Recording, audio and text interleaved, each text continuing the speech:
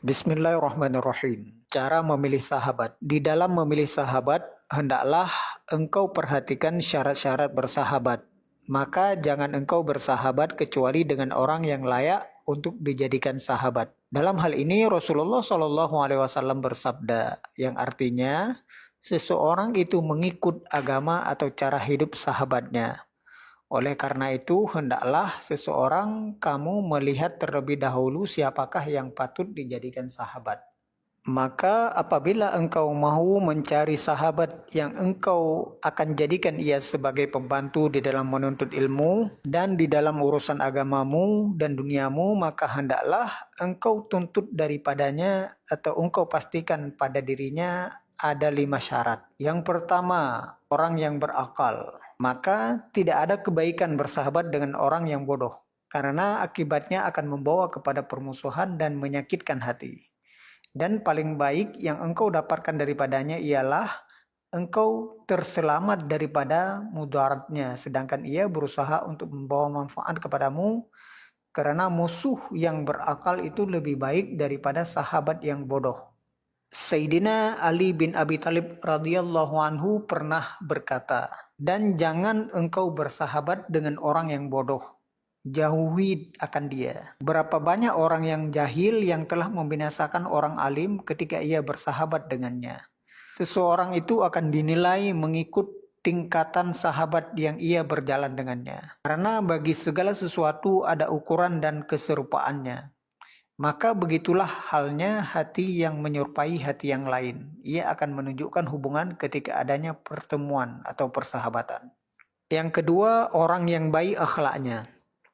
Maka janganlah engkau bersahabat dengan orang yang jahat perangainya, yaitu orang yang tidak dapat mengawal dirinya ketika marah dan ketika ia dirangsang oleh nafsu syahwatnya. Sayyidina Alqamah telah menghimpunkan segala akhlak yang baik dalam wasiatnya kepada anaknya. Alqamah berkata, "Wahai anakku, apabila engkau mau bersahabat dengan seseorang, maka buatlah persahabatan dengan orang yang satu, apabila engkau berkhidmat kepadanya, maka ia akan memelihara akan dirimu.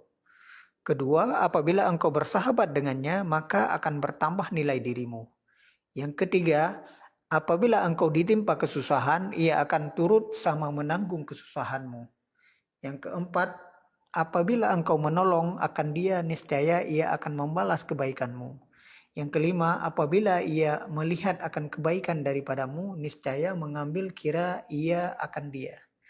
Yang keenam, apabila ia melihat pada dirimu ada akan kejahatan, niscaya menutup ia akan dia. Yang ketujuh, apabila engkau berkata, niscaya membenarkan dia akan perkataanmu. Yang kedelapan, apabila engkau mengusahakan akan sesuatu perkara, niscaya menolong ia akan dikau. Yang kesembilan, apabila engkau berselisih dengannya pada sesuatu, niscaya melebih ia akan dikau. Dan berkata Sayyidina Ali bin Abi Thalib radhiyallahu anhu, yang artinya, saudaramu yang sebenarnya ialah orang yang selalu menolongmu di waktu senang dan susah, dan ia sanggup berkorban karena memberi manfaat kepadamu, dan ia sanggup memecahkan segala urusannya karena menolong engkau dalam menghadapi bala dan ujian. Yang ketiga, orang yang soleh. Maka jangan engkau bersahabat dengan orang yang fasik, yang selalu mengerjakan dosa yang besar. Karena orang yang takut akan Allah itu tidak mengekali dalam membuat dosa besar. Dan orang yang tidak takut kepada Allah tidak dapat dipercayai sepenuhnya. Bahkan pendiriannya tidak tetap, selalu berubah-ubah mengikut keadaan dan tekanan. Allah Subhanahu wa taala berfirman, dan jangan engkau patuh akan orang yang telah kami lupakan akan hatinya daripada mengingati kami dan terus sahaja mengikut hawa nafsunya. Quran Surat Al-Kahfi ayat 28. Maka jauhi daripada bersahabat dengan orang yang fasik, karena berterusan melihat perkara-perkara yang fasik dan maksiat itu akan menghilangkan kebencianmu terhadap maksiat tersebut. Lalu akhirnya engkau merasa ringan memandang maksiat. Coba kamu lihat, orang ramai menganggap mudah dosa maksiat ghibah atau mengumpat orang, karena mereka sudah biasa melakukan maksiat tersebut. Tetapi jikalau mereka melihat seseorang alim memakai cincin emas atau memakai kain sutra, niscaya mereka amat mengingkarinya. Padahal dosa ghibah itu jauh lebih besar daripada dosa memakai cincin emas atau pakaian sutra. Yang keempat, jangan bersahabat dengan orang yang tamak dunia. Jangan engkau bersahabat dengan orang yang tamak dunia, karena bersahabat dengannya adalah racun yang dapat membunuh. Karena tabiat seseorang itu cepat sekali meniru dan mengikuti tabiat orang lain, dan perangai yang baik cepat sekali berubah menjadi jahat. Sekira-kira kita tidak menyadarinya, maka suka sekedudukan dengan orang yang tamak pada dunia akan menambah tamakmu terhadap dunia. Dan sebaliknya, suka sekedudukan dengan orang yang zuhud akan menambah zuhudmu pada dunia.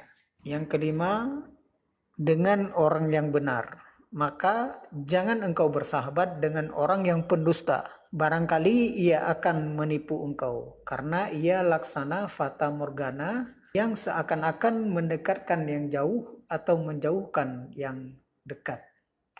Maka inilah 5 syarat yang perlu engkau cari di dalam memilih sahabat.